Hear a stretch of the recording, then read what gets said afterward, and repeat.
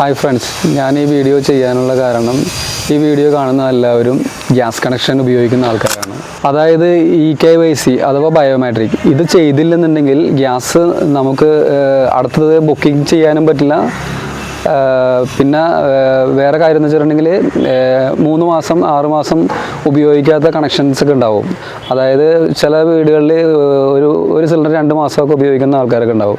അങ്ങനെ വരുമ്പോഴേക്കും അവരുടെ ഗ്യാസ് കണക്ഷൻ സസ്പെൻഡഡ് ആവാനുള്ള സാധ്യത കൂടുതലാണ്. സസ്പെൻഡഡ് ആയി കഴിഞ്ഞിട്ടുണ്ടെങ്കിൽ പിന്നെ പല നൂലാമലകളാണ് അതിനകത്ത് നിന്ന് ഒഴിഞ്ഞ് കറക്റ്റായിട്ട് എടുക്കാൻ വേണ്ടി. പിന്നത്തെ കാര്യം എന്ന് വെച്ചിട്ടുണ്ടെങ്കിൽ നമുക്ക് ഇത് ചെയ്യാനുള്ള കാരണം എന്ന് വെച്ചിട്ടുണ്ടെങ്കിൽ ഒരുപാട് കണക്ഷൻസ്, അത് ഡെറ്റ് കണക്ഷൻസ് ഒരുപാട് കിടക്കുന്നുണ്ട്. അതായത് 23 വർഷം 20 വർഷം 15 വർഷമൊക്കെ ആയവരുടെ പേരിൽ നിന്ന് മാറ്റിയിട്ടില്ല. അത് ഉപയോഗിക്കുന്ന ഒരുപാട് കസ്റ്റമേഴ്സ് ഉണ്ട് നമുക്ക്.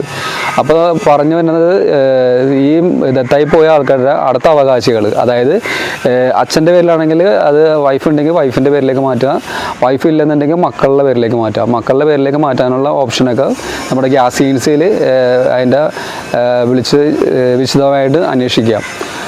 ഇതാണ് എനിക്ക് പറയാനുള്ളത്. ഇത് നല്ലൊരു മെസ്സേജായിട്ട് എടുക്കുക. ഓക്കെ.